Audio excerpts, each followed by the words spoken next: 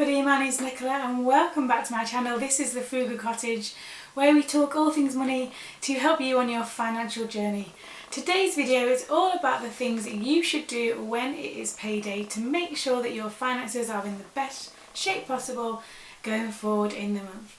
Don't forget to like and subscribe, and let's get started. So it's payday, woohoo!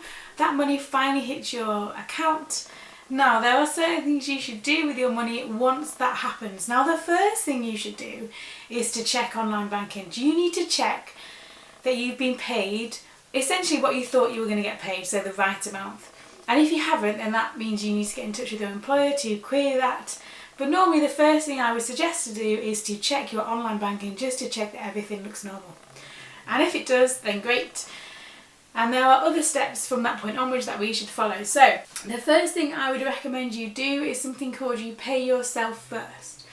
So this means that you allocate some of your income to either savings or investments. Savings can be things like your emergency fund, your sinking fund, your kind of 3 to 6 months living expenses if you're at that point, or the one-off things like maybe you're saving for a holiday or a new car, or whatever it is you're saving for, whatever your savings goals are. I suggest that the first step to do after checking that you're being paid is to transfer some money either into your savings, into the various pots, or into your investments. I do a mixture of the two, so I transfer kind of a lump sum over to our investment account and just invest that where I see fit and then leave it. And I also transfer some money into our sinking funds and emergency fund.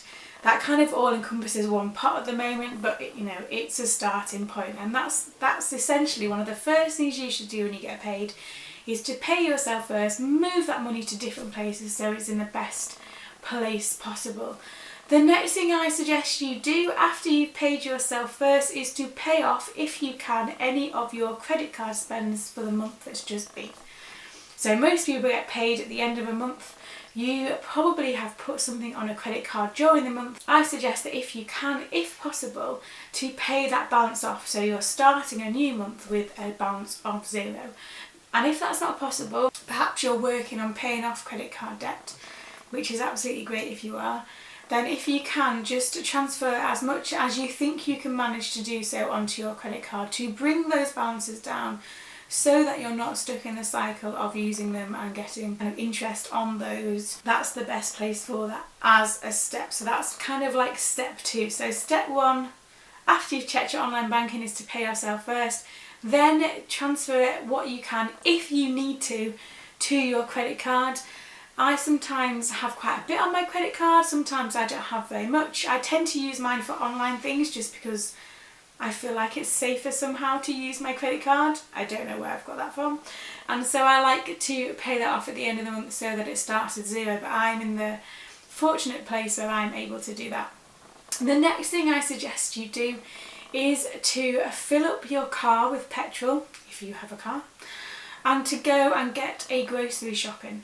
Now that might seem a bit strange. They're definitely not kind of fixed expenses, and they're very much interchangeable depending on your lifestyle. However, I do recommend that you go and do that. You are setting yourself up then, car full of petrol, hopefully will last quite a while, depends how many miles you drive I suppose, and then filling up your house, so to speak, with food shopping so that you're kind of set up for the week, month ahead. I think that's always a good plan, and obviously you're doing that when you've got the money to do so. So that's always a good thing to kind of get in the habit of doing on payday. And if you can and if you want to, start thinking about maybe building up that stockpile. I'll leave a link below to another video where I talk about building a stockpile. It's quite handy to be able to do if you are able. The next thing that I suggest, so we've done our pay ourselves first, we have put different things in different places, savings, investments, whatever. You have filled your car with petrol, you've bought your groceries, you've paid off your credit card.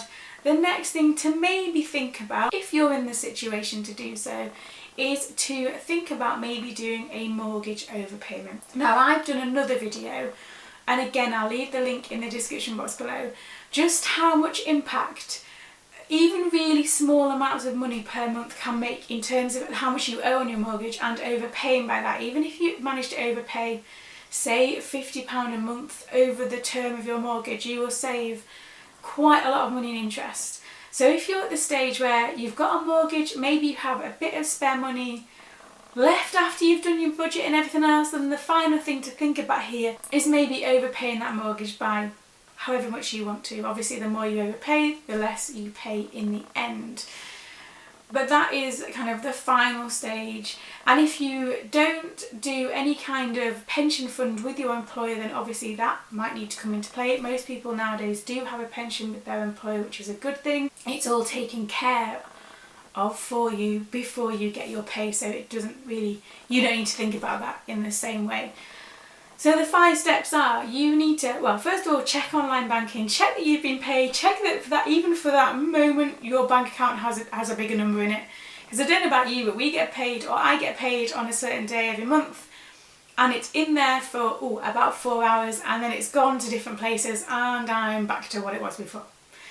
I remember when we were buying our house and I had to transfer the house deposit over to our current account, I actually took a screenshot of our current account with our house deposit in, because I said to my husband, we're never ever going to have this much money in our current account ever again. And it's the same on payday, so it comes in and it goes straight back out.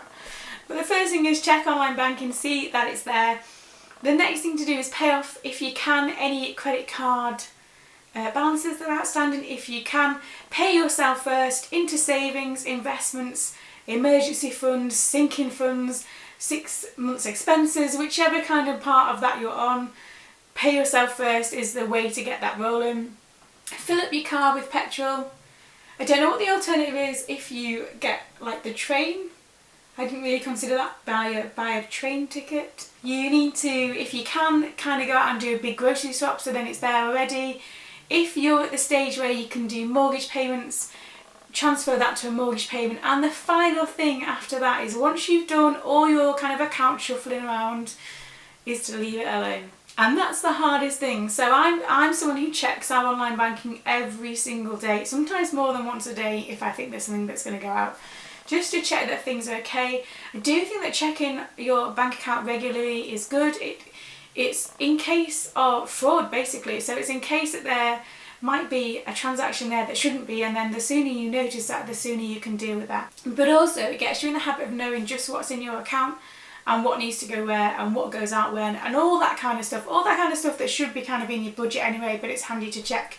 But these are the things that I suggest you do on payday to make sure the month ahead of you goes as smoothly as possible. If you've got any other tips, feel free to leave them in the comments below. I'm always happy to read comments and learn from other people so that we can share this journey together. Don't forget to like and subscribe, and I will see you again very soon.